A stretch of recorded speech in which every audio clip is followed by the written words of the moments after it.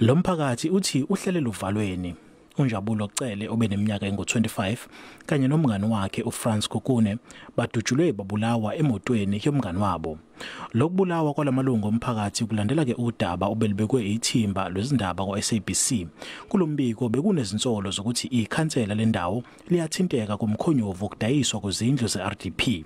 Amalungu omndeni wabaphangalele athi aseyilalo benyoni. Lo khansela ethi njengamanje akayena wabantu ukhansela wakhe nabantu abaseduze kwakhe. Akekho ukhansela ongavuma ukuthi kuqhunyiswe ibhama athule ngenze lutho. Akekho ukhansela ongaperpetrate udlame emphakathini afford izandla.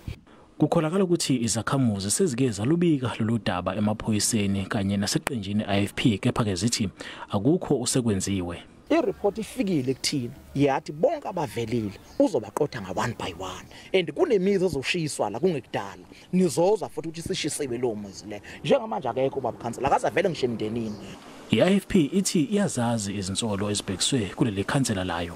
Lolu daba ke luthanda ukujula ngoba siyazi unyawo zayo kuzobe kunokhetho lolu lo hulumeni basekhaya mawuthi lo hlala esaziyo ukuthi ke laba abe opposition bayathanda ukuthi laphethe khona inkatha ke baqale kube khona izinto abazenzayo kodwa futhi nakho naphakathi kuba khona abanye abasuke benogovana sebebuka amadlela ahlaza bese beqala besigovuzela umphakathi.